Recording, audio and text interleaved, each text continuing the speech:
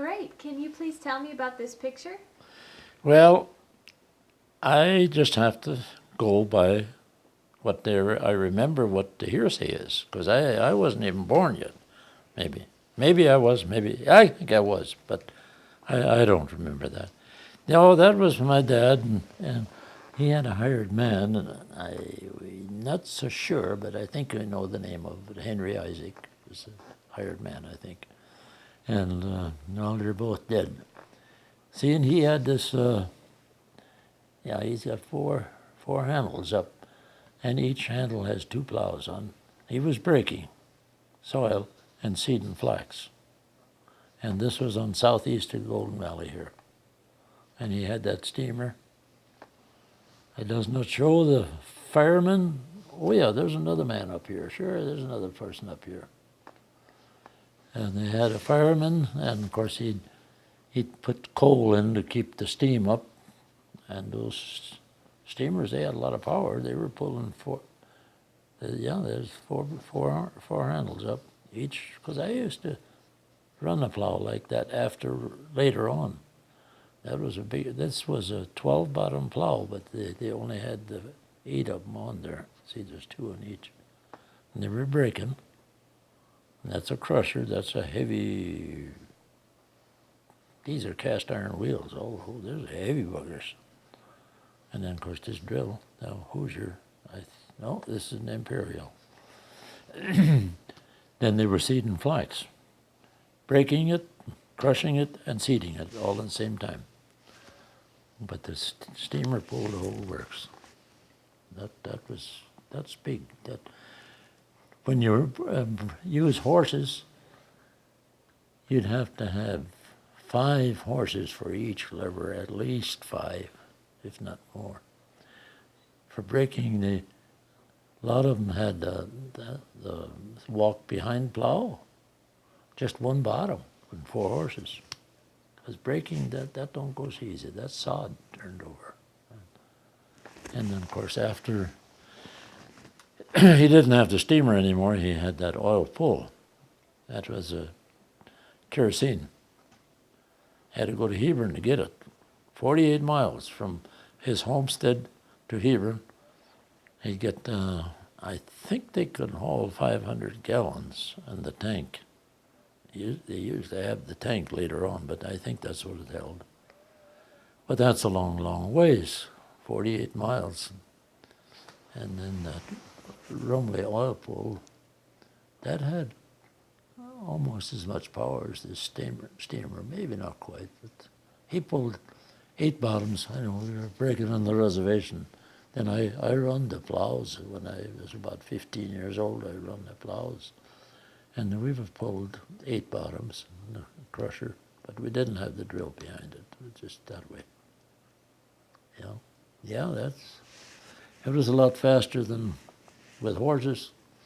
Take one bottom, or that's what most of them, for breaking, most of them were just one bottom, 4 horses. And you could drive all day long. They don't move very fast. Like the steamer, I don't know how fast that moved. But the Rumley, that moved a mile and 8/10 an hour. So that wasn't very fast. But it laid the sod down nice, really laid it down nice. And they had plenty of power to spin those wheels. So that was about that. Then after, then he had that oil pull. Then that was about the same horsepower. So, okay. Did your father own all of this equipment? Yep, he owned it, but I don't think it was all paid for. Because when he used a steamer for thrashing, and then he thrashed till the snow would fall, because there was only 2 thrash machines for the whole area. And he was thrashing down west of Dodge. And that farmer wanted all of his straw in one pile, but he had bundles. And then he hauled them in and stacked them. And this was in the fall of the year. And then then it was his turn to go on, that we could thrash. He could thrash for him. Well, he wanted all in one pile, but he had so many of them that the drive belt wasn't long enough that the steamer could be out in the open. It was between the stacks. And he had a screen on and everything, and a spark fell out and burned the whole works. Well, Dad, he says he couldn't go in there to hook up the thrash machine, so he just backed up. He had the big belt on, pulled the thrash machine out through between the stacks, pulled it right out. Otherwise, the thrash machine would have burned up yet too. And then, well, I don't know.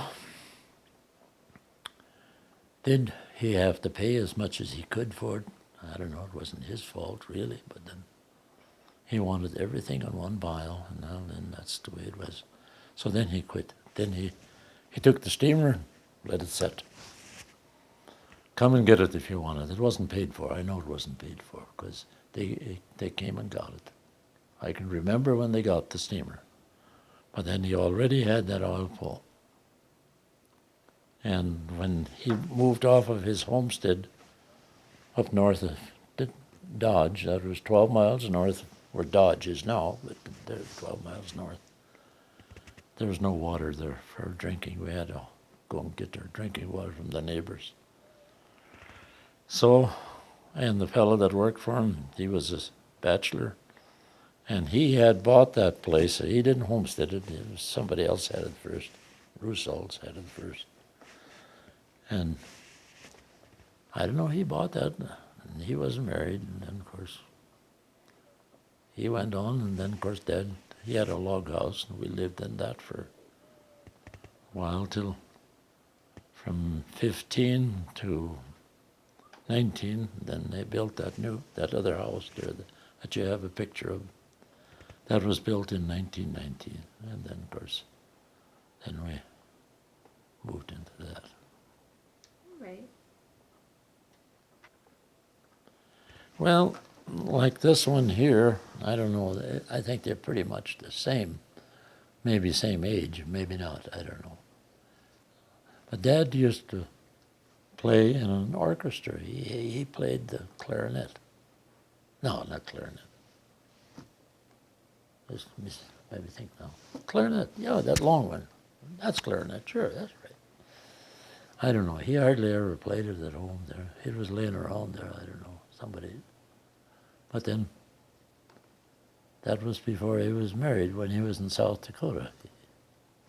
See, he grew up in Minnesota. After he was born in Brazil on the Amazon River, there somewhere in there. And Grandpa didn't like it down there. It was too warm, too much rain, and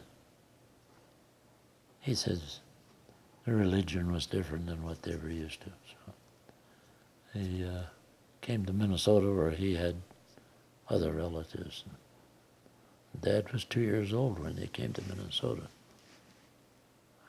2 years or less than 3 anyway. So, and he grew up in Minnesota, and then he came to Webster, South Dakota with his stepbrother. See, his mother died when he was a little over 2 years old. His mother died of a childbirth to his brother. And then she had a boy, and Grandpa accepted him as his son, so he was one of the boys. And he had a bunch of kids after that. Actually, there were 9 boys and 3 girls. So he had his own baseball team. Well, anyhow, his stepbrother and him, they moved to South Dakota to Webster. Then he farmed down there for, I don't know how many years. That I don't know. He had a thrash machine. That's when he bought the steamer down there. That's the one that you saw there. That's when he came up here. Yeah, so, and this was prior to that, so I can't say anymore, but I don't know. He was a young man anyway. Can you tell me what kind of person your father was? Well, I mean, as far as education, he didn't have much. Maybe the 4th grade. That's about all. But he was pretty good in math and stuff like that. And he could read. And of course I guess he was, and he was a mechanic, you might say. He could get the machines running.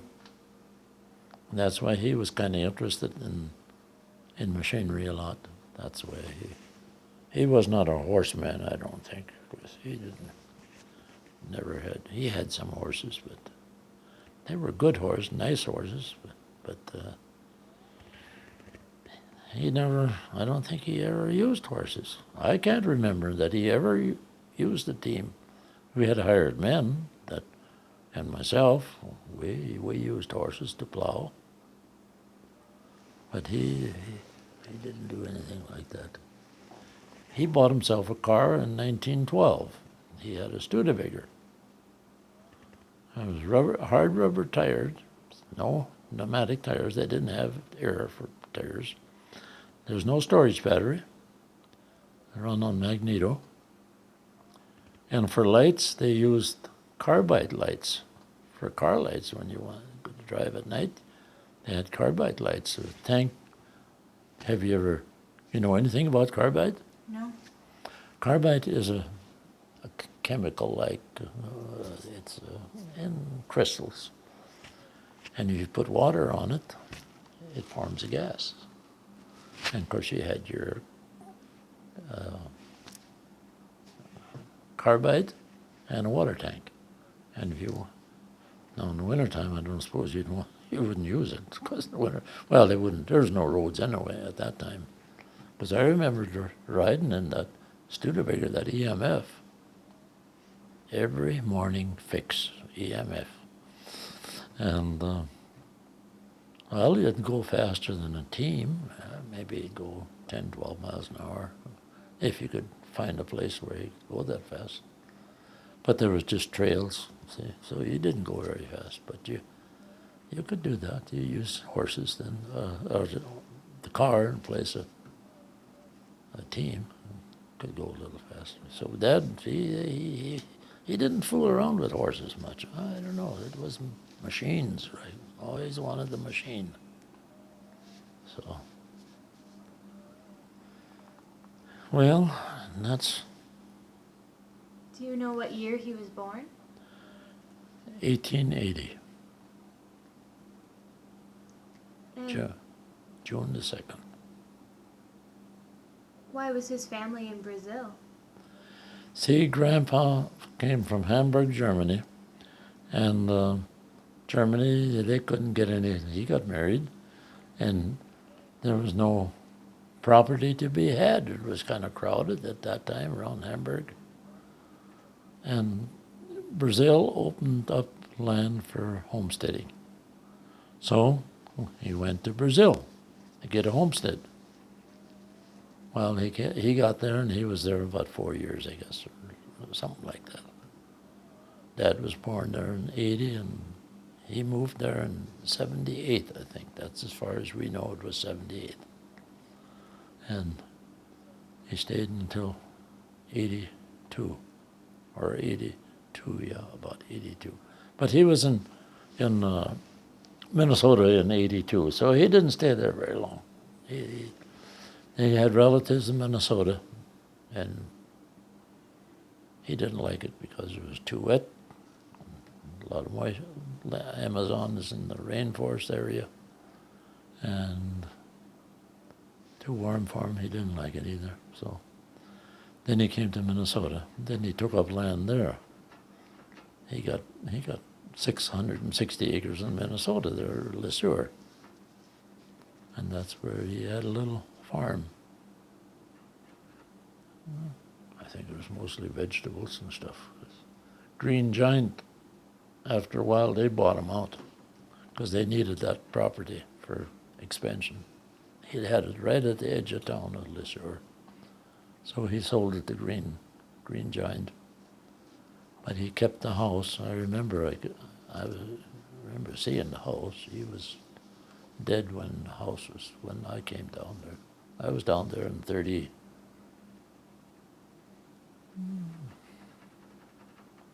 I don't know. I was married already. So it was 35 or 36 right in there. I was down there for I went down with my brother and folks went down. So I went down. Yeah. So that's how it got started. All right. And mother, Yep. her dad came from Mannheim, Germany. That's close to the French border, by the Black Forest. That's where it was from, in that area. They came to Hebron in 1885. And mother was born, and my uncle, actually, when they came to Hebron, they didn't have a place to go. They came with a train, boxcar. They were in a boxcar.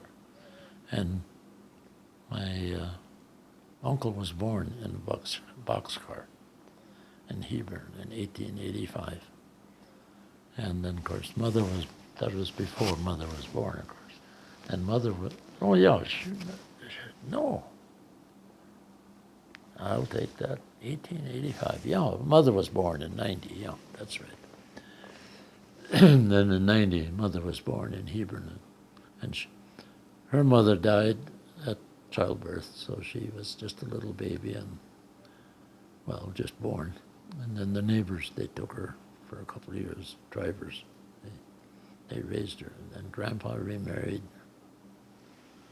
And then she went and stayed with their folks until when she was 14.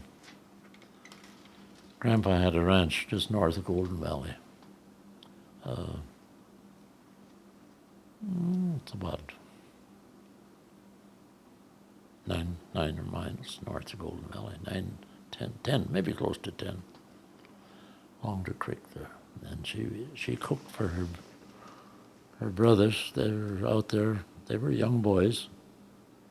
Grandpa had running a ranch. They didn't. Pretty much everything was wide open. They just raised cattle, and they had to keep them a certain area, and she cooked for her brothers then. And that's where she met my dad, up there. And see, she came up here in 1904 when she came to Golden Valley. Well, there was no Golden Valley. They come from Hebron. And then they got married. Mother and dad got married in 9. What kind of person was your mother? She was a loving person. She was not, I don't think she ever spanked us. I don't think she ever hit anybody. And if we got a licking, it was from Dad. We didn't get it from her. But she was a good person, yeah. Very religious person, too. Yeah. They had 11 kids.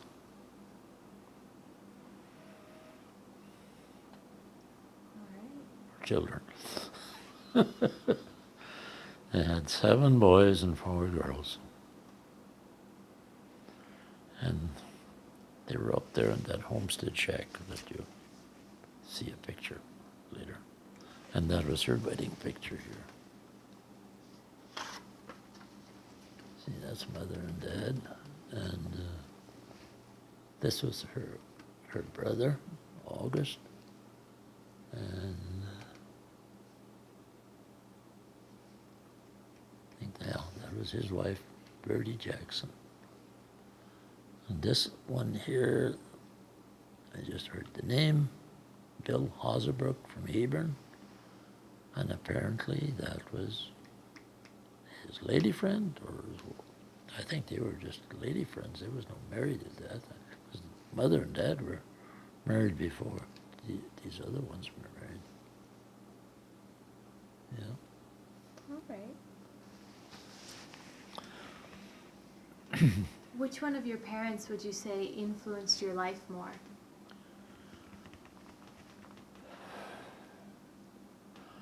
Well, mother made sure that we were good. And she'd be real kind to us, and she'd teach us religion. And Dad, well, he was the boss. So he had run when he said it.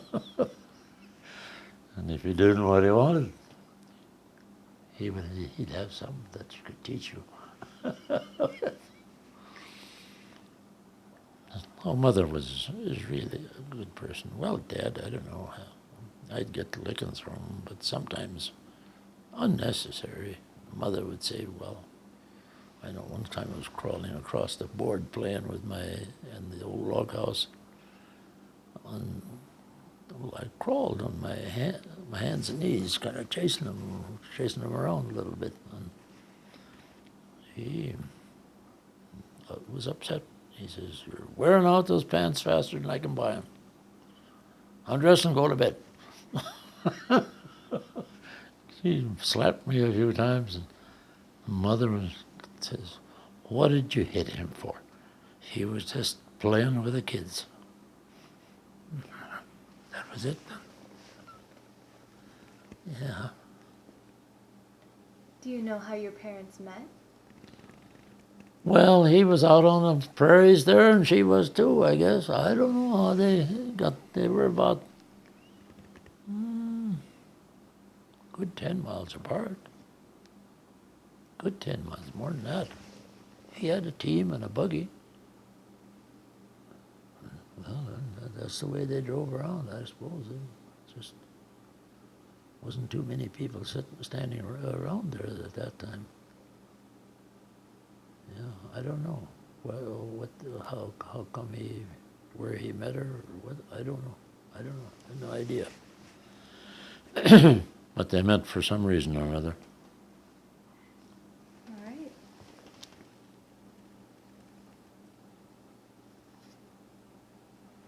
Well, that is. There's one more where we're sitting on a porch, I thought. Somewhere. Oh, wait a minute. Oh, well, then I don't have that. But I think there was one where I was sitting on a porch. But this is up at the homestead, up north of Dodge, 12 miles north of Dodge. That's myself and my sister, Irene. But that was up there where the homestead is. There's some rocks were in there. But we had another one. We were sitting on the porch. I don't know where the heck whatever became of that. Well, I know my sisters, they'd come and take, especially the one in Mayville. She'd come and go through. And then she wanted to have some too, I guess. So she maybe left this and took that other one. I don't know. There was none of her, because she wasn't, well, she was born up there. No, she wasn't born there. No. Just us two, and this one here, that was later. He was just a baby when we moved. We moved either in February or March. We moved down to that place that was just 2.5 miles south from the homestead. And that's where we had good drinking water. And, well, see, Dad owned a half section just across the road to the north.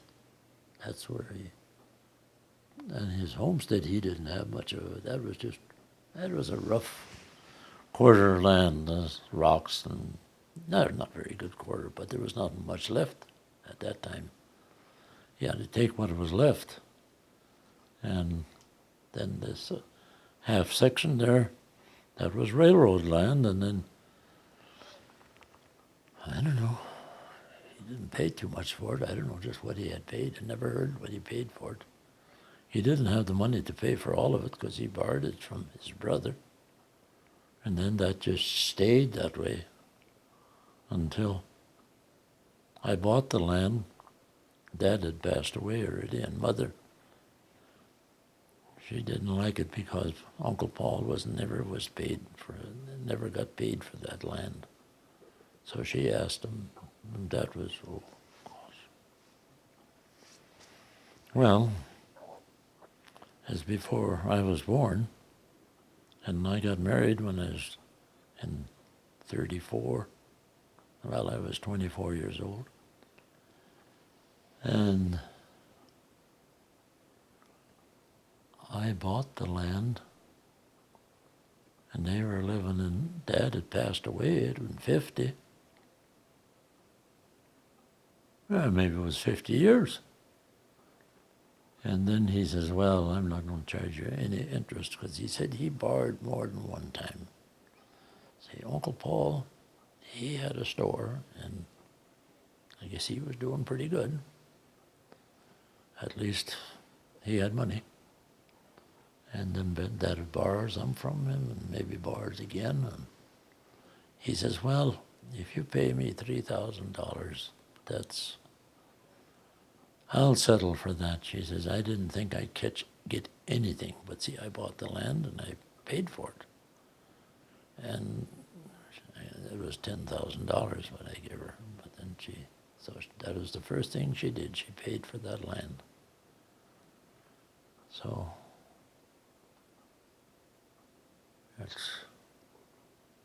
that's the way she was. Did you get along well with this sister when you were growing up? Pardon? Did you get along well with that sister while you were growing up? Oh, yeah. Yeah, she was all right. She turned out to be a preacher's wife. Oh, yeah, Irene was not a hard girl to get along with, no. Well, I don't know, all of the girls were, well, the boys, this fella here, he was the hardest one to get along with, Frank. Big mouth guy. But he farmed a little, but he never lived on a farm. He farmed a little. Then he was at the university in Minot. He taught up there. He went to school. Well, first he went through high school and everything. And then he was drafted, and he was over in World War II. And he was over in Ethiopia and then in Italy at that big bulge there, not the bulge. When they came in, crossed it in Italy, what the heck, no. There was a name for it, I just can't remember what the name was. It was a big battle. And he lived through that, and then of course, when he came back, he got married. Then he went back to school again. Then, of course, then he was superintendent at Parcel for a while, and then at McCody. And in the meantime, he was always going summer school. He'd go till he had his, he had a doctor's degree in teaching. And he was at the University of Minot till he retired, and then he bought some land and he farmed, and by that time he had a son too he never did get married. At that time he wasn't married yet. So they farmed quite large, quite big.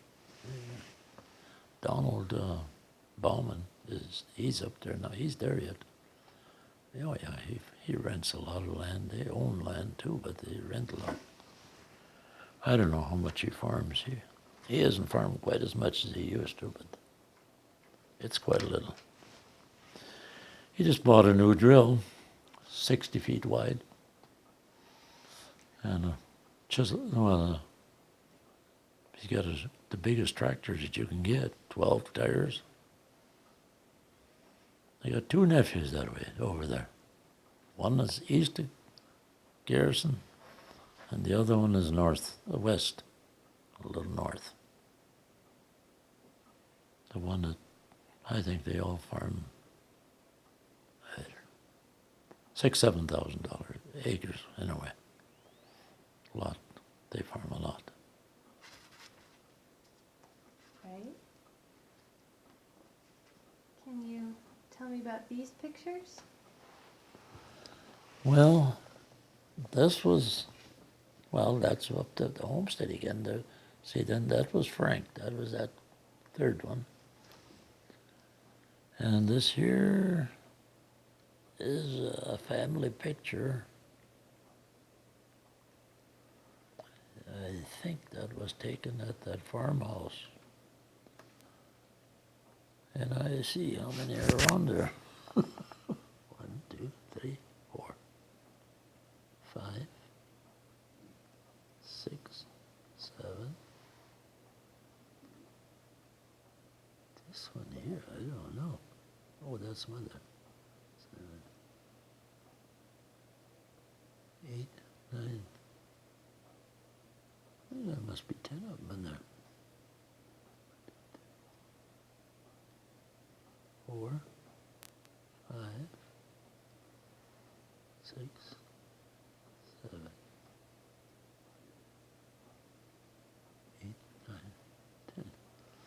Yeah, there's just one missing. There was 10 of them, yeah.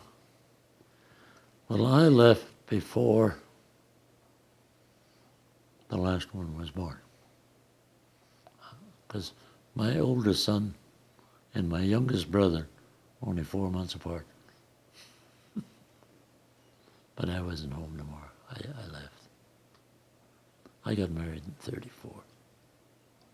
And see, and my youngest brother was born in 35.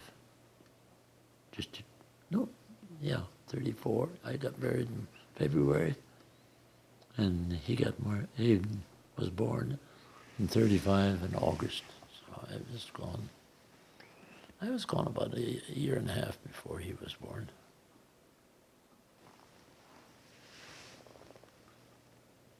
Did all of the children get along well growing up?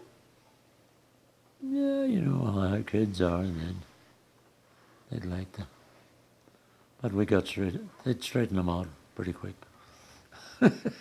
No, I wouldn't say. The hardest one that when I grew up, to get along with was my brother underneath me. He's such a big mouth thing. We'd have to do something, and he'd talk his way out of it. And he was supposed to do. He didn't expect him to do as much as I was doing, but we had to pump the water for the cattle, our horses. Well, we had a big tank, water tank, that they used for the steamer, and then we made a water tank out of it. Okay, you boys pump water for the horses when they come in from the fields. Hired men, I had water. The tank had to be full. Okay. Well, we'd pump. Well, he was a little younger than I was. Well, all right. He'd pump about so much maybe an inch at the most. And I'd maybe pump 2 inches of water in the tank. And then when I got it, we had it marked. And he'd find a way out that he either had to go someplace or else he'd have to do something. He was a big mouth thing.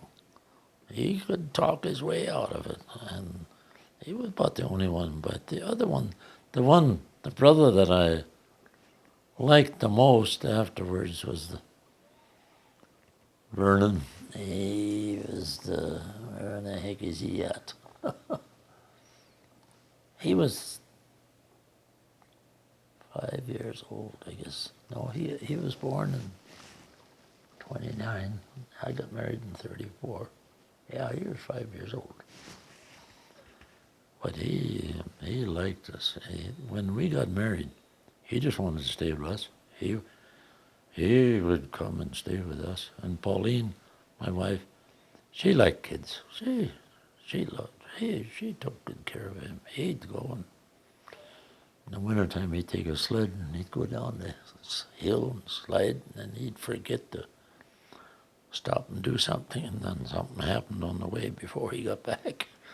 She'd take care of him, bring him in. Sometimes she didn't have enough clothes to change him because he just only had to.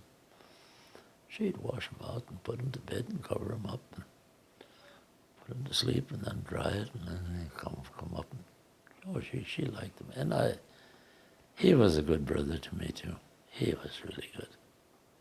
He got to be, yeah, he's the first one to die, too. He was 72. He fell over and was dead. But he has a big place in Alabama, in Birmingham. Bessemer is the town he sandblasts, coating, and painting. That's what he does. He had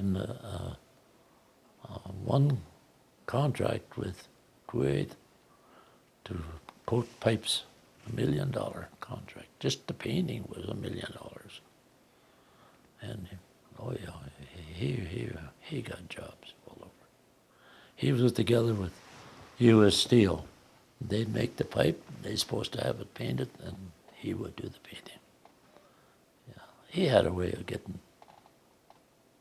business. He had big business down there. I don't know. That Kuwait deal, that had to be done in a certain number of times. He had hired 90 men working for him, painting and blasting and doing this and that. He's a big shop down there. He was out to see me in July. That's the year before he died. See, he died 4 days after the big deal in New York, when they hit the towers. That was the year when he died, 4 days later. And then I says, well, Vernon, I says, you're 72. You ever thought about selling? Yeah, he says, I'm trying to sell. I said, did you get any bids? Yeah, but they didn't have any money, he says. Just talk. Yeah, but then I says, yeah, it'll take so darn much to buy you out. I suppose about 5 or 6 million at least. Yeah, something like that, he said. It's more than that. And then he's got $1 million house. And, oh, yeah. He did good.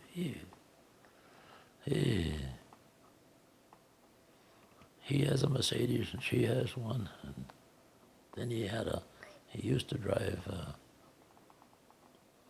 Buick, the Blue Goose. That's a big one. I guess it got 12,000 miles on it. There it sits in a shed. He had 4-stall garage. Because the 26 guys went together. If you want to listen to that stuff, maybe you don't want to even hear about it. Go ahead. And they bought a quarter section of land. It's in the mountains there, right west of Bessemer.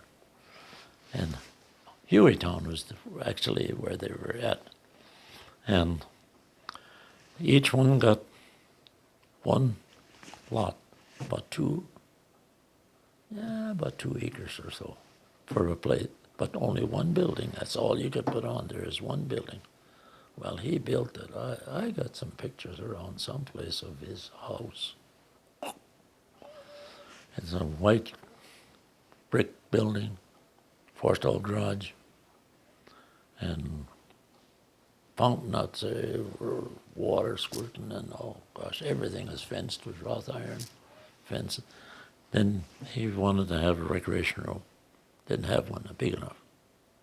Maybe you don't want to have so long. Maybe that. Okay, he says, I'm going to make him a recreation. I want a recreation room. The 4-stall garage is a recreation. I'm going to build another one over there, 4-stall. Longer. Only one building. So he just got longer. And that's what he did. Built another, added on to it. Nice roof and everything. Well, then later on, he'd like to have a motorhome. Then he got himself a 40-foot motorhome. I think it was 40, big one anyway.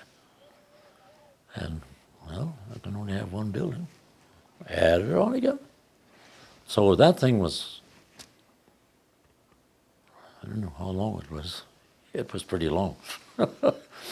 Maybe not quite 200 feet, but I think the house itself was at least 90, if not more. I think it may be more. I don't know. And then, of course, all that other stuff. And then he was up there. He had shrubbery around was in the fall of the year, in September, you know. And he had 2 boys from the plant up there to help him trim bushes. And then he was out there with them, and he says, I got such a terrible headache like that. And he fell down, gone, just like that. He did. So then that was it. Now his son took over. They'd like to sell, but get the money out of it. And I don't know how many buildings they got. They don't always have 90 people, but between 55 or 54 to 60, right in there, in a way. That's about what they have working down there. And they got, I don't know how many buildings. That one of them is a big, long one. And they got cameras in every one of them. They can sit in the office and they know just exactly what's going on. And then they can talk to them. And they don't walk from one building to the other at Lido. They have electric. They used to have golf carts. And they'd break in and steal them down there. And he had watchmen there and dogs and everything still. So he got the electric ones. They were cheaper, and that was we just used that. Then they could get in and drive over to this building 7 or 8 or whatever it is. And the boy is running it now. He's running. His wife died. Oh, they had trouble. Death hit there. He died. Then his wife, his wife died, and she was #1 in the office. She knew everything. Just like I always tell Larry Warren, do you know him in Bismarck? Oh, you're from Fargo. He's my broker. But he has an Eve, just sitting at the desk. And you won't know something. I come in, well, Eve, I says, I'd like to know something. I says, ask a woman, and she'll tell you. And that's the way his daughter-in-law was. She was good. She got sick, and they couldn't find out what was wrong with her, and she died. So then they had 2 losses there.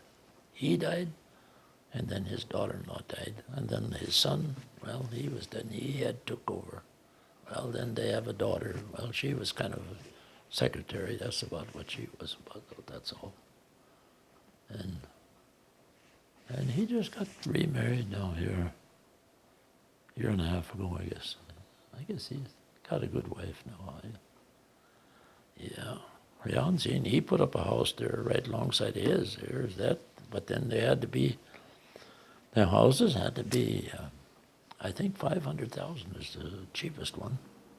There was nothing cheap there. There was 26 of them in that bunch. And so, okay.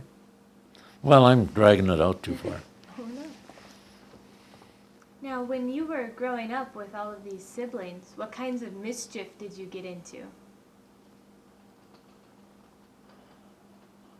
Whatever I could get by with. Oh, I don't know. I really wasn't. I wasn't a bad boy. I don't think so. I don't know. I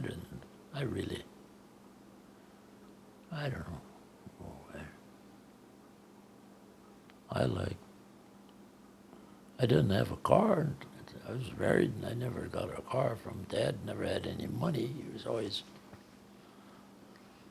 buying groceries for the kids. That's about all. Farm, I don't know. I worked on the farm.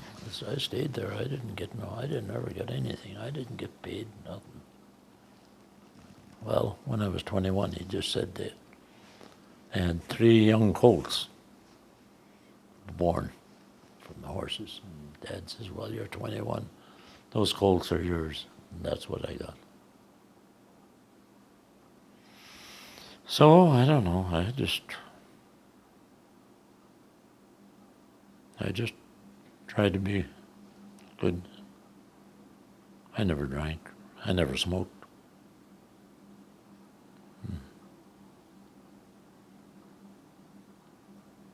Right. At that time, didn't have any money. So that's how it was.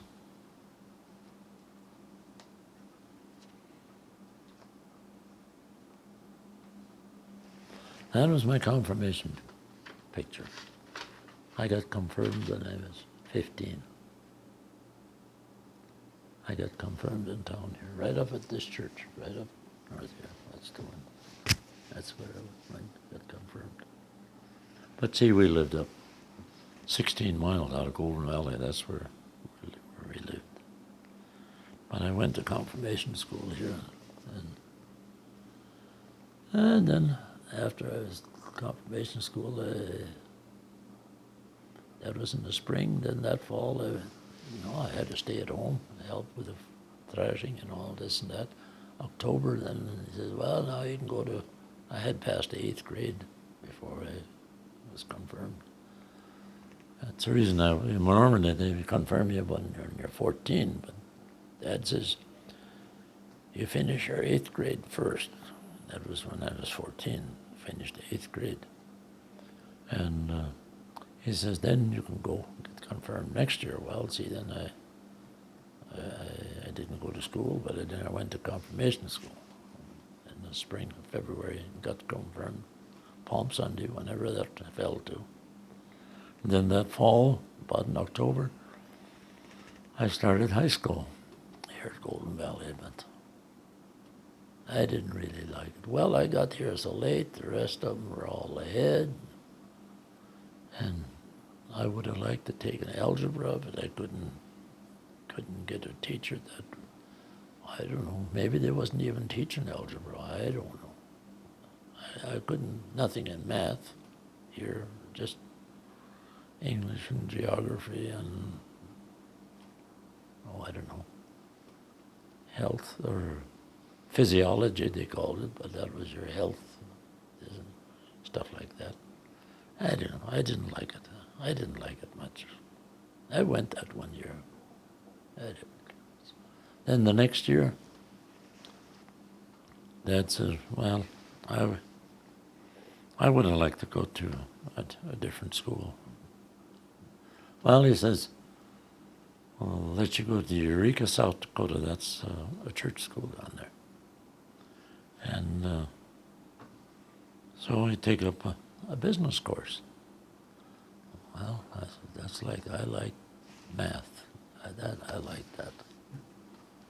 I didn't care much for English. That's vowels and pronouns and nouns and whatever not. I didn't like that stuff much. So I went to school there. I didn't get down there until October. I had to help harvest here, thrashing. Then in October I got down there, and then I had tonsillitis. I was in the sick room for a week. Then I started school. Well, and then I took up bookkeeping, commercial law, and math, typewriting, English, and of course, in that school there at Eureka, that was a church school down there, and you had to take,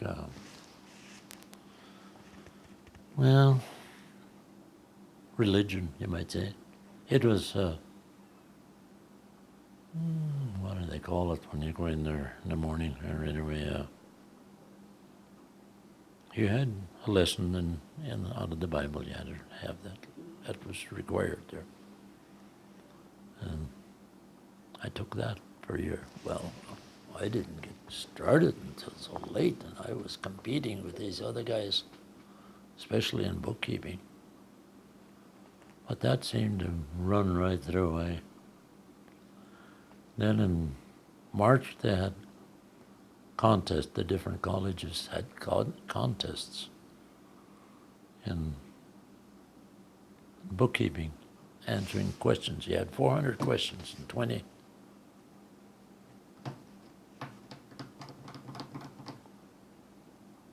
Not much over 20 minutes. That's what it was. And you'd you get it paid so long on this page, and it turned. Well, I run through that pretty good, but I made one mistake, and that was characteristics of accounts, and I got it. When I had it done, oh, wait a minute, I'm going just the opposite characteristic of accounts, just reverse. I started correcting as fast as I could. So I took third in the district. Then that put me, I could go to the state contest. And I made a mistake there too. Just, I don't know, I was so excited, I guess. But I took sixth in the state. Well, then that was pretty good in bookkeeping. Then I wanted to be a CPA. That's what I liked them in. But that takes money to go to school. I couldn't go anymore. He didn't have any money, so that's as far as I went. And that was it then. But speed math, shucks, I could beat the teacher almost. Did you ever take that? Speed math, but you just use calculators. You don't even use them. And it gave you maybe 5 sets of numbers. Say 578. Maybe just that was just 3, but then they'd maybe put 5 of them in there. And then they'd add that. Draw a line, first one done, wins. And of course, when we were going down, but I read them in. By the time I went and got to the bottom of that, I knew right away that one. That was made right away. And then I just done. And we had, well, it was 400 questions in 20 minutes, I think it was, that bookkeeping. That was fast. Well, if I'd have had time, I had time usually. They give you first page, maybe a minute and a half. Turn page, whether you're done or not. And if you aren't done, you couldn't go to the next one. You had to wait. If you did, you got penalized. You had to wait, turn page, and then there's maybe, and then that last one then maybe had, I don't know, maybe 100 questions or more on there. That characteristics of account. Well, I just looked right through it, but then I had to go back and correct as many as I could. And turn the page. Okay, now turn the page. Well, not the last one maybe, but in the middle there. That's what it was. Well, then I didn't make it. Otherwise, I think I'd have come out pretty good. But that was just, I was competing with seniors in high school. And here I was a farmer kid with no education. Tried to compete against them. I got mixed up when that characteristic was down. I didn't quite understand characteristics, I guess. I think that's what was my problem. But I knew what was right and which was wrong. And that didn't work out. All right.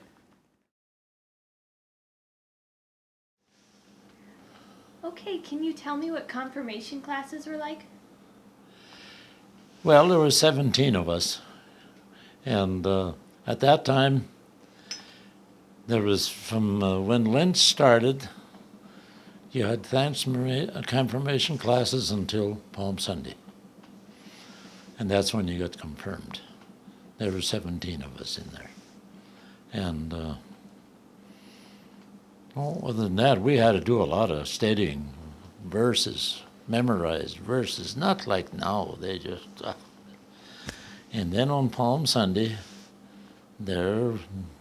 you had a test. The preacher would ask, he would never tell you what he was going to talk about, which chapter. It was just, he'd pick one. And, well, yeah, I had an idea what it was going to be. Maybe the others did too. So I kind of studied up on it over the weekend. Then Sunday morning, then we had to march into church from the parsonage, and it was right across the street up here. And then they started throwing questions at us. He did, and that was the confirmation. The congregation they were sitting there listening to what we had to say. And then he'd want to have a verse to substantiate that. And that was supposed to have that. Well, then, okay. Some of them had it, some of them didn't. If you could hold up your hand like that, then the preacher would call you. Well, that's the way it worked. Were you confirmed in English or German? German. Everything was in German at that time. I would have preferred English, but then could hardly read German. I had a helpful time reading, but everything was in German. So, but we did have Germans. Well, we had summer school, 3 weeks most of the time. Sometimes 4 weeks, but most of the time 3 weeks. And that's where we started learning to read German, the Bible study and stuff like that. Wasn't easy, but I didn't really care for it, but then that's the way it was. Did you have to stay in town to go to confirmation? Oh, yes. I boarded in town for 6 weeks. Everybody come into town. Those that lived here was all right, but like us out in the country, we had to have a place to board. And then there was 17, so most of them were from out of town. Well, I wouldn't say. I guess a good share of them were from out of town because there's a lot of people out in the country at that time. And I was together with another. Well, he wasn't just our neighbor's boy, but I knew him. He was 2.5 miles south of our place there, and that's where the farm was. And him and we stayed in one room here in town. And then the preacher at night, he'd assign us to lesson, and he was pretty strict. He was very strict. At night he'd go out walking, and he'd come to the place. He knew where we boarded. He'd go. He was a window peeper. He'd see what the heck you're doing. Well, I know one night, he might have been there more than once, but he didn't come in. But that one time he came in. And me and this guy, we were playing rummy, cards. And he saw that. He came into the bedroom, he come into the house, and she told us which bedroom we were in. We were studying, supposed to be studying. He says, "How come you're playing cards?" "Well, we studied already. We're all through." "Oh, that's the case. You're supposed to study." Next day, instead of 10 verses, maybe 14, you had to memorize. He upped it. But he upped mine more than the other guy because I could catch on a lot better. It's the easier learning. Memorizing, that was quite simple. I mean, not altogether simple, but a lot better than it is now, I'll tell you that. I'd read it over 3 or 4 times and then I knew it. So he always gave me more. And then, of course, the next day, well, he'd expect us to know it. If not, why, maybe he'd give us more next time. Well, that's the way it was. 6 weeks. All right.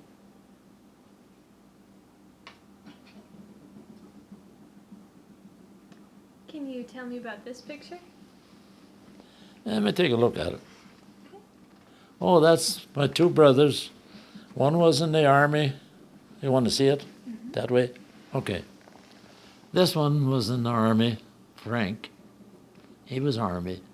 Well, he was a soldier. For a while, he was a kind of a chaplain, but then he was out in the field with the guys. And this one here, he was studying for a doctor. So when he was called to the Navy, they put him in as studying for a doctor, so he had to help the doctor. And he was in the Navy. This is Frank, and that was Otto. Those were the two boys that were in the Navy at that time. That's mother and dad. They both went in 40. Well, he went in 41, but then he went to a school for an officer. They had a name for the 4 letters. I forget now what they were. He was in that branch. But then when he got over in Ethiopia and Italy, why, then he was in the line. But he carried a gun too. He carried a gun, but he was more or less kind of a chaplain. And this one here, he was studying for a doctor. This one. And he was an aide, doctor's aide, or whatever else he knew about medicine or what to do. That's what it was. That's when he... Then they both came out in 45. One of them went in 41, I guess, or something like that. He was the older one. See, he was 4 years older than this one. And they both, he was in for 4 years. He didn't come out until he was in the Navy. I don't know when he was released. Maybe he had to put in that 4-year stretch. I'm not quite sure. I can't say for sure. Right. Then I had 2 other ones that went in later. Let's see, one was in the Korean War, Japan and Korea. And the other one was in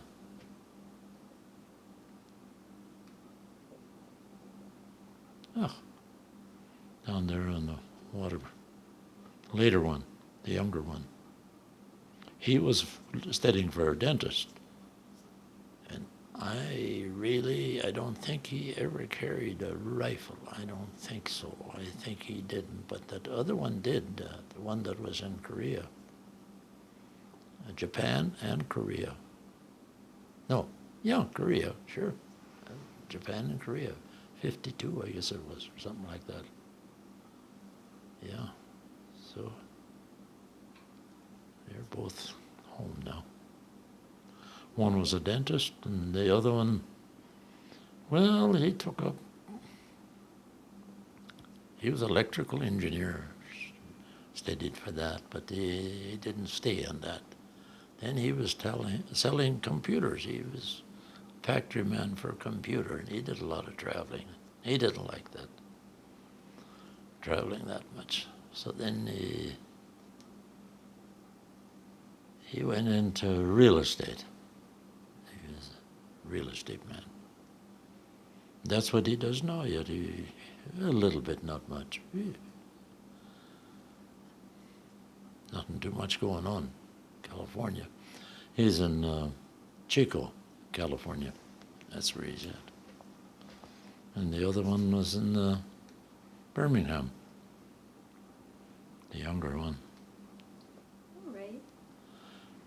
What else do you remember about World War II? Well, I was I think that was before that. They were going to draft me. And I was in number 1. Well, we had 2 children. I was on a farming, and I was 34, 35 years old, right about that. So they changed it. They had me number 1. They was going to call me, and then, well, I went to see him. I says, no, how about the family? I says, have to have somebody to be taking care of them, whatnot. And, well, then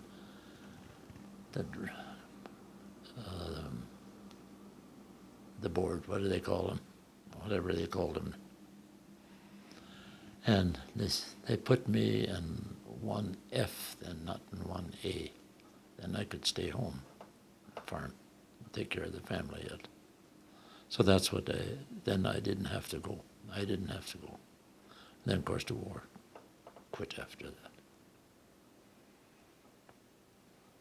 Did rationing affect your family?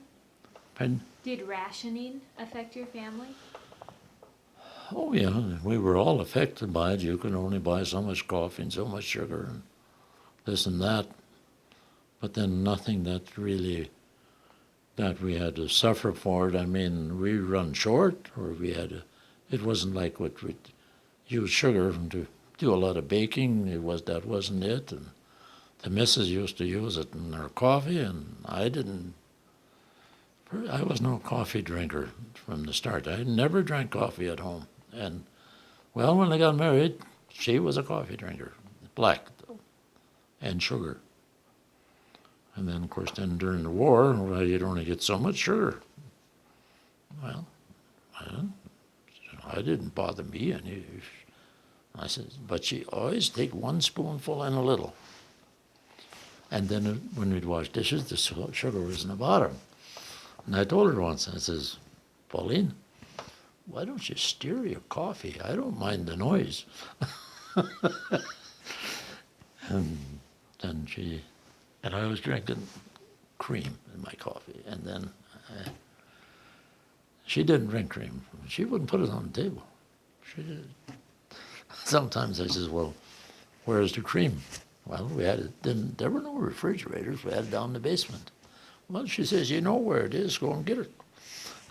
I thought, boy, you drink black, I can drink black coffee too. So I started drinking black coffee, and she quit drinking sugar in her coffee. So we both drank black coffee. Then of course tires that was the big thing.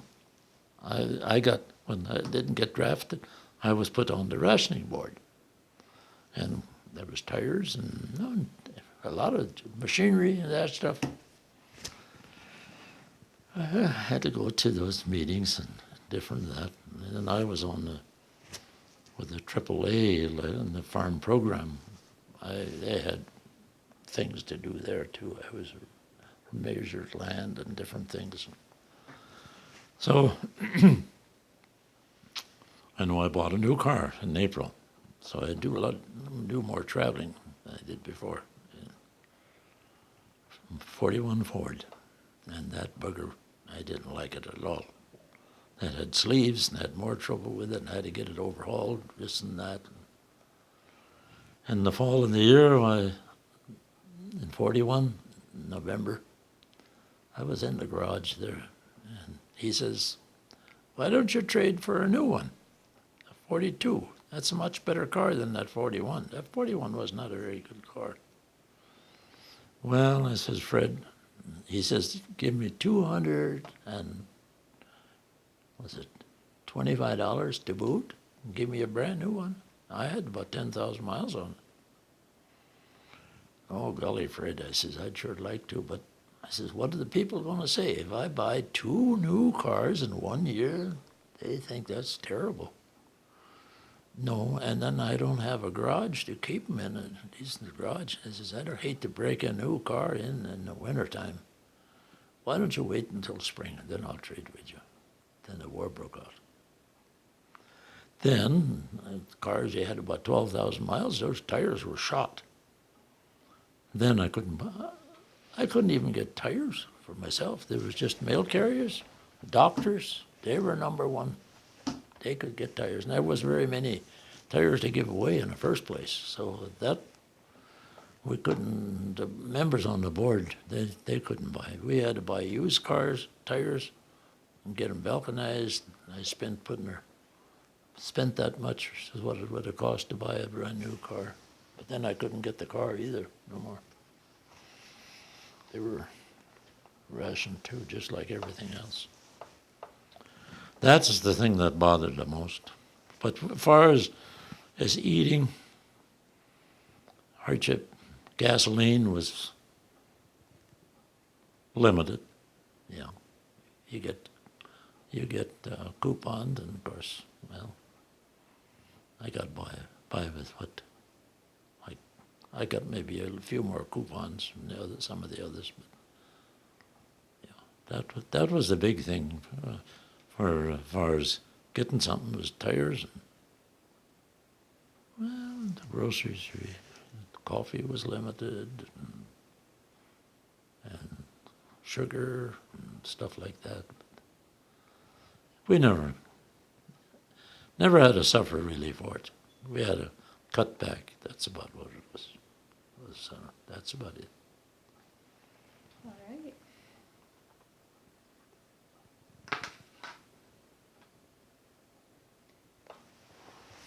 No, we got. Oh, that's our wedding picture. Yeah.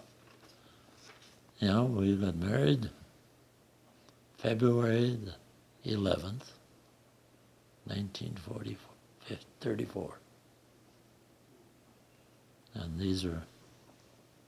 this was my brother, this was my sister. They were our not sponsors, but attendants. And this was my wife's brother and his cousin. She was a good friend of my wife. They were cousins, both of them were cousins. Right. How did you meet your wife?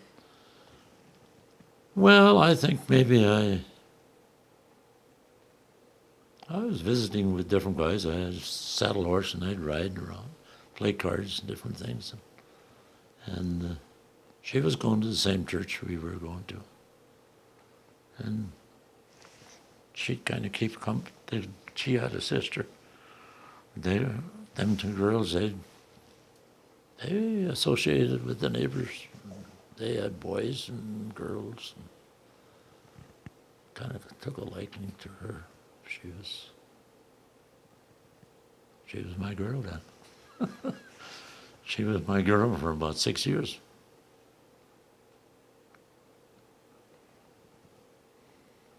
Then I know she wanted to get married too. She didn't want to stay at home anymore. Well, she was 21, and I was 24.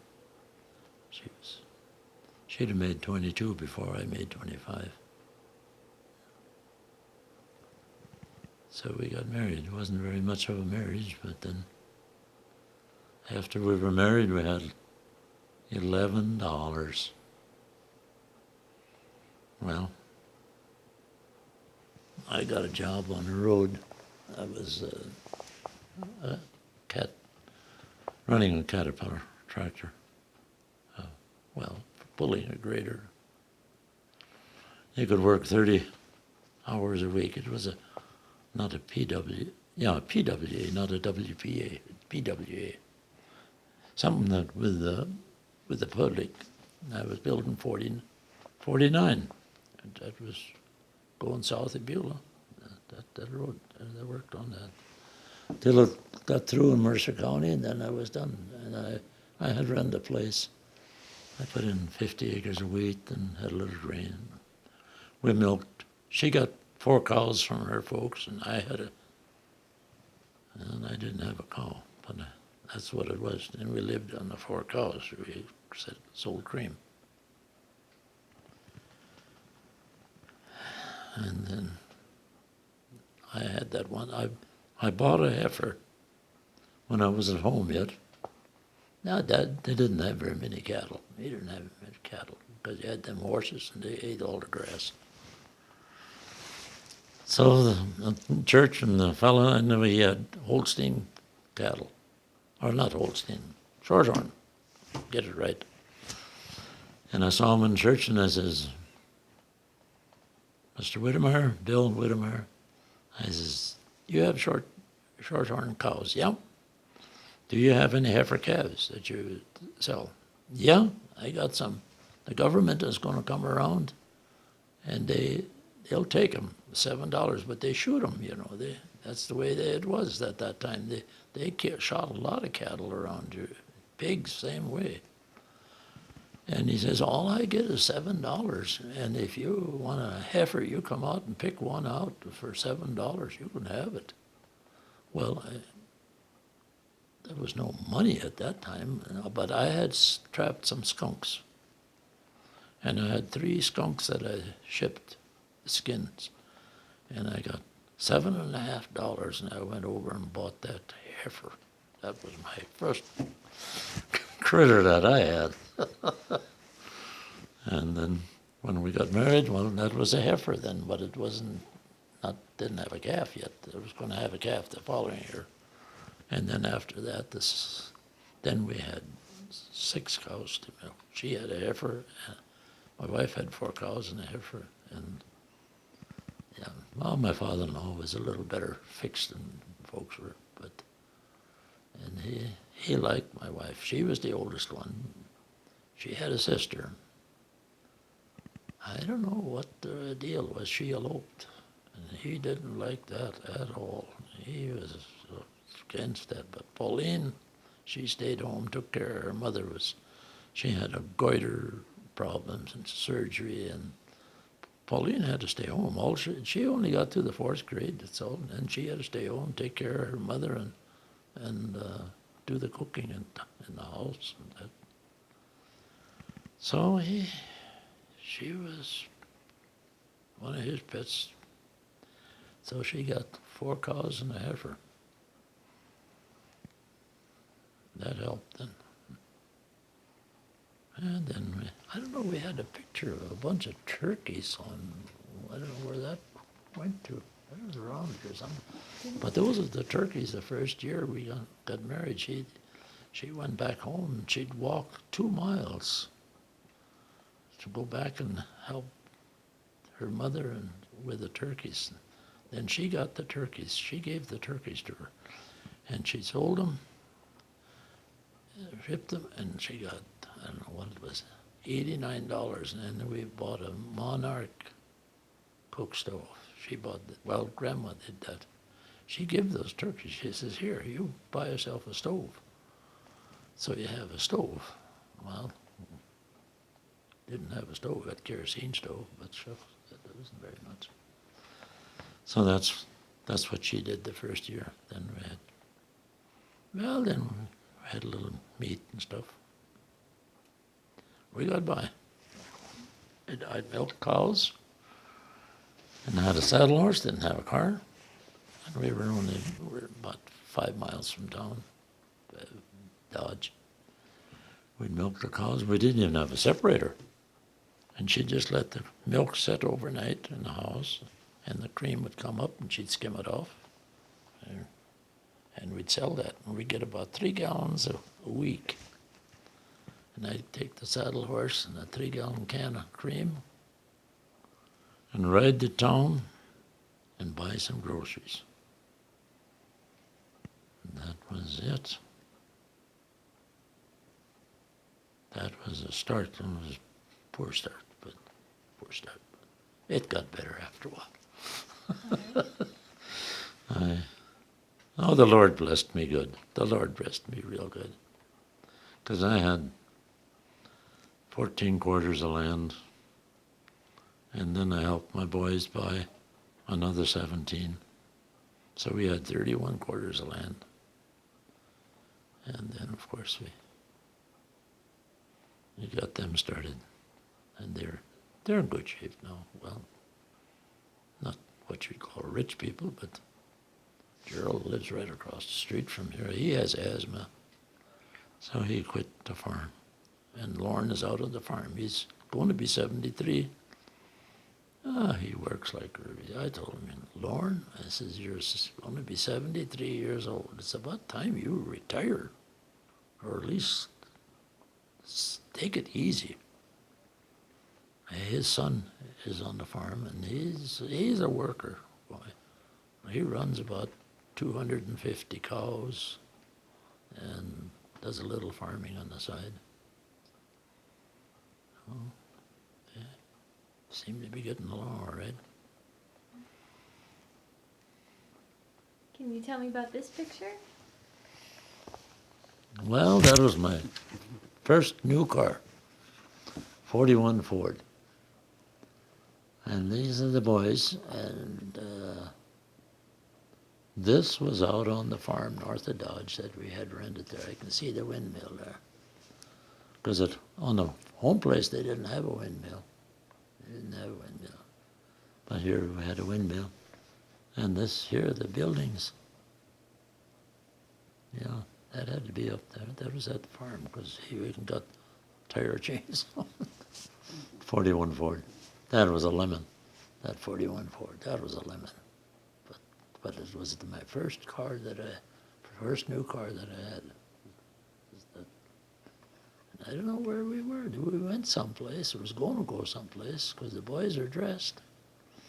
Lauren's got mittens on, and they all have their pants. And I guess I got my rubbers on. Pauline has her overshoes on. Chains on the car. So we were going to go someplace. That's about all I can say. I don't know other than that. I don't know who took the picture. Somebody had to take the picture.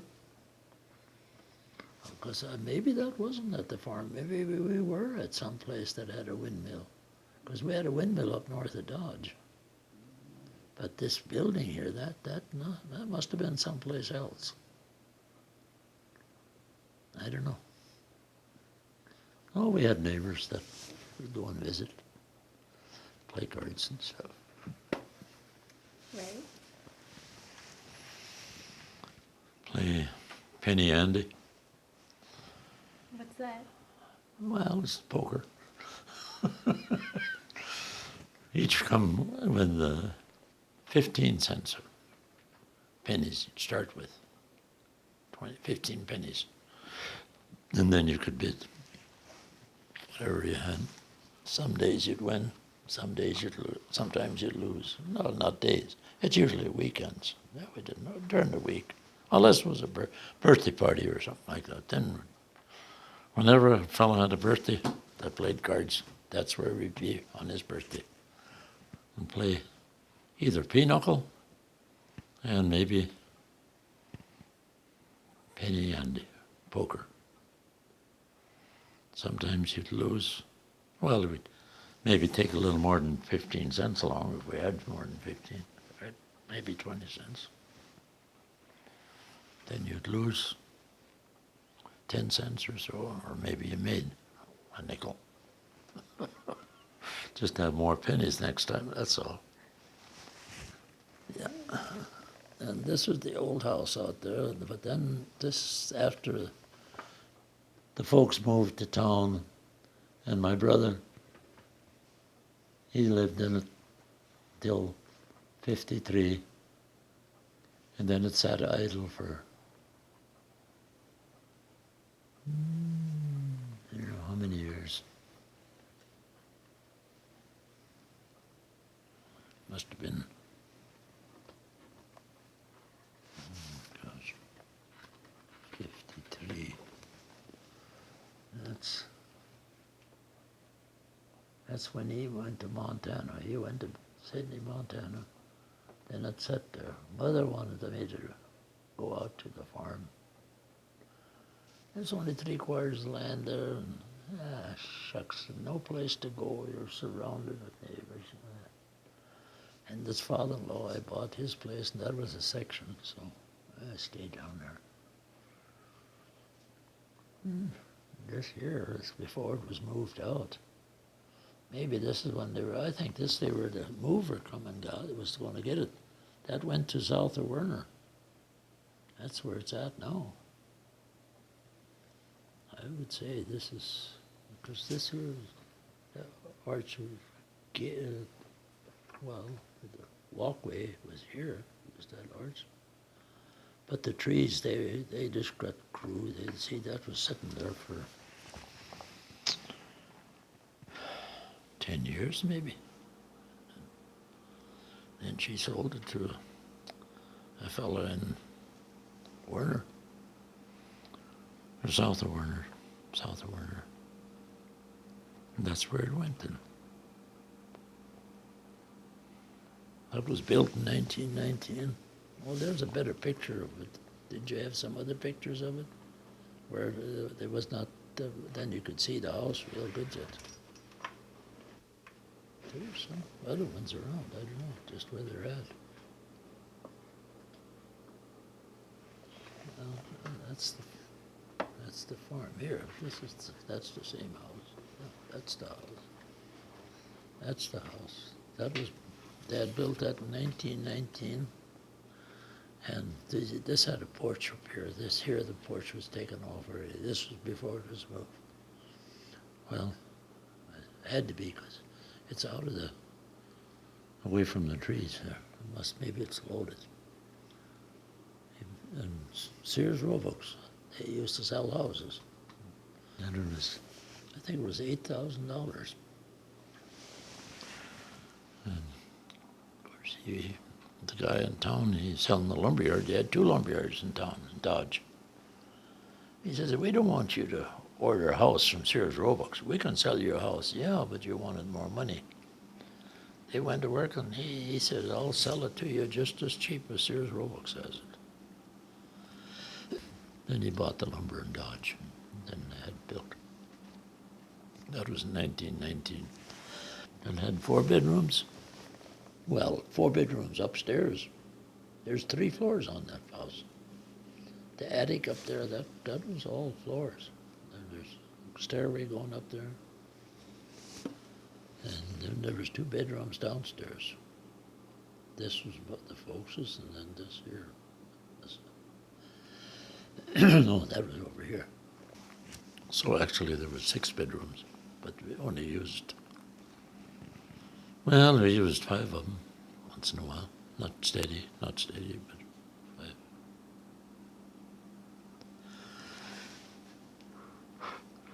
All right. But it was wired for 32 volt.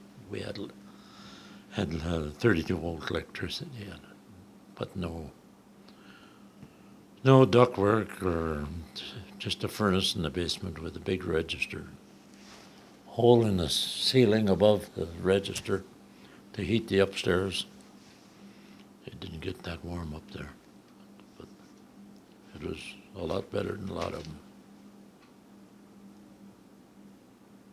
Right. I stayed overnight once, or a couple of nights with a friend. They lived right, well, 8 miles north of town here, but and go down with a saddle horse. He stayed with his folks, and I knew him real well. Well, I'd visit him on the weekends. I'd do all the chores on Saturday and get everything ready early, and then they had to see how they got along Sunday without me. So then I'd ride down there to his place. Then we'd come to Golden Valley, get to town once in a while that way. And then going home, I'd go back with him. He was on saddle horse too. And I'd stay at his house overnight. But they were upstairs, and that was an old house, but no heat. And went up there with them, and they had these feathered thick mattress and feathered thick covering. And they were warm. It's warm in there. We were going to bed that one night. It was a nice, clear night. I sat there, laid in bed, and looked up on the railing. Heck, I couldn't even see through the roof, the shingles. We'd be up there. Well, the next morning, it was cold outside. I don't know how cold it was, but it was cold. Way below 0 anyway. And he called up.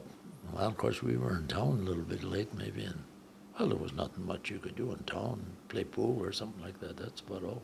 There was no liquor or anything like that. You didn't have that. And, well, maybe didn't have any money anyway, so it didn't make much difference. And he says, boys, time to get up and do chores. And we got up. But boy, it didn't take us long to get dressed. I tell you.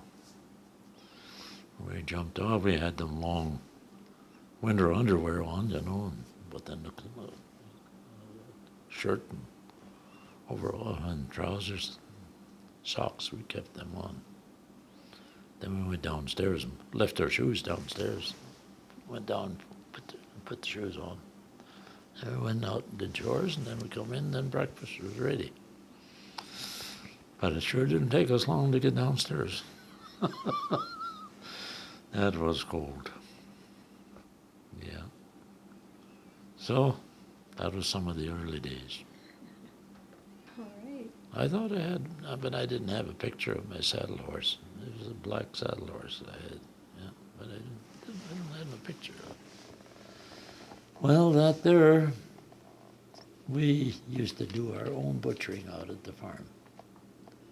And this here, it had to be pigs. I don't know, unless we'd butcher our beef that way too. But this here, you could, that's a farmhand loader, and that is a hydraulic loader. We'd lift our critters up, then cut them in two, rip them in two, and then cut them up. We'd do the butchering, then we'd make our sausage, and we did that. And usually that was done in the first day we butchered. We make the sausage. We make sausage, we make fry sausage, had a hamburger, and then we'd make liver sausage and cheese head. Or head cheese, not cheese head, head cheese. German, that's just Schwademager. Mostly rinds and different things like that, but it was pretty tasty. We do that, and then of course then the fat, we trim the fat off and fry it the next day. And a big kettle, we had a kettle that held maybe 50 gallons of water, but we didn't have to have it full of it, just for scalding we did. And then of course, then the day we were butchering, like for liver sausage, you cook that meat, and the meat, everything is cooked. Not the fry sausage, that's raw meat. That's raw meat. And then the head cheese, that's cooked meat. You grind that. That was all done in one day. And then, of course, your head cheese you take out, put it in hot water, and wait till. Use the stomach for that, see, for making head cheese. And let it warm up. So, and liver sausage, same way. So it comes up to float, then you take it out. You don't boil it, you just let it float. Take it out, then that was done. But that was a day's job. That was 5 o'clock in the morning. You had to go out and start up the fire and get the water hot. I know at home there you usually butchered at least four big pigs. They weighed maybe 400 pounds or more. And neighbors would come, they come together. We'd have to help out there too, you know, as far as that goes, when they do it. But they'd come together. We'd maybe have about 4 people or five, yeah, it'd be at least 5. And this one guy, he drove about 6 miles anyway with a team. And he says, we want to have 1 pig butchered and cleaned and hanging before sunrise. That was in November. He was early. I know Dad would call me at 5 o'clock. Get up and go and do chores and get that fire started. Then he'd go and lay down. I don't know.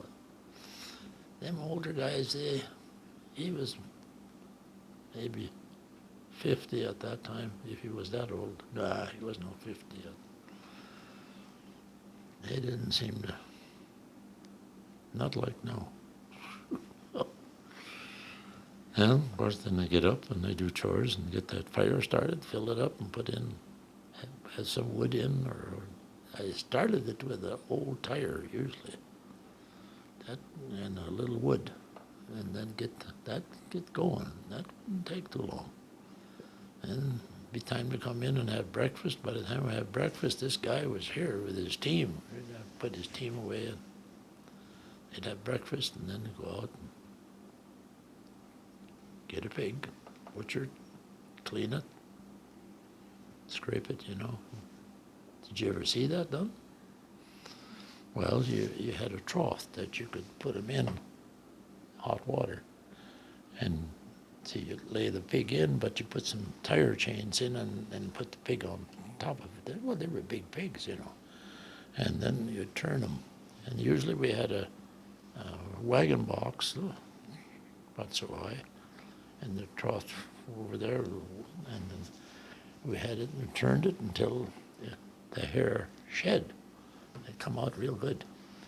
And we'd roll it up on the wagon box out of that trough. And then, of course, that water was dumped in, but they added some at the well for the next one and kept the fire going. And then we would clean that pig up with that scrapers. Oh, they were about so big around, just with a handle on it or something. You could scrape like that, and that just take the hair right off and skim it, clean it up real nice. If you have a good scale, you have to scald it real good, then work good. Well, then you have to they put a single tree in the back, hook the legs in, where the ties from the tensions here for the cup, for the hoof, you know, the toes, and that. You hook that in, and then you pull it up on a bar in the barn, hang the pig so if it's hanging there, just so most of the time the nose was just about touching the ground yet. They were that long. And this was good 8 feet long, high, so good 8 feet high. Well, and then you opened it up and take the insides out. Well, you save the casings. You save that. Take care that you don't get it dirty. Put it in a dish, and then usually the women in the house they would take it apart so that on the outside, see, they're kind of fastened together, all those casing, the intestines. And then later on, the men, after we had them cleaned, they had them in the dish, each pig for itself, but they careful so that don't get it dirty. And then we take it outside and clean them out. You take, you cut off as long a piece as you can handle there. Especially if there was snow on the ground, that was good. Then you could lay it on the snow. And you opened it up and pour a little water in, and then you turned it inside out, see, and pour water in, and then you just turned it around, and you cleaned whatever was in. That was gone. Then put them in another dish. And then when you get them back in, that was a little later than that. We would get that all done for every pig. And then you get a board and a knife and scrape that slimy stuff off. And then it's nice and clean. Then good, but you got to be careful so you don't get nothing dirty. And that's where the sausage goes in then. And the stomach, you had to cut it and turn it inside out, and that you could clean out and scrape it. But so that's the way it is. And grind the meat by hand. No electric. There was nothing like that. That was a job. Yeah, the women in the house, that made a mess. I mean, when they were frying, all that made it. Floors get kind of greasy. Well, not that they get dirty. Well, they wasn't what you'd call. Well, they were clean maybe, but not. They were clean to start with, but then they get greasy and step around on that grease. So it wasn't a chore to clean it up again. That was a lot of work. But we'd get all the sausage made in one day. Right. Now they have it butchered. They come out and get it, butchered. $125. Yeah, well, that day we didn't have that money. Oh, well, this year, no, this wasn't the, I thought this is when we had our 50th anniversary, the town. 65, 64.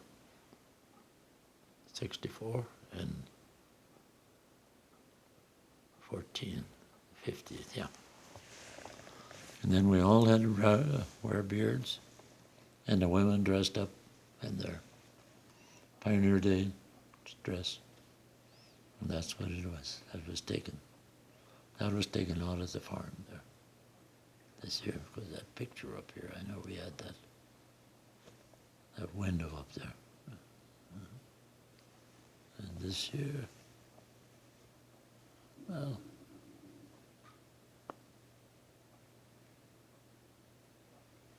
this must have been in the, yeah, it was in here, 64. See, this is that china cabinet here. This was taken, I don't know. That was in the living room, I guess. That's about the same time. Same thing, I guess. Yeah. That was in 64, when Golden Valley celebrated their 50th anniversary. We all had to wear beards, and I took #1 in trimmed beard.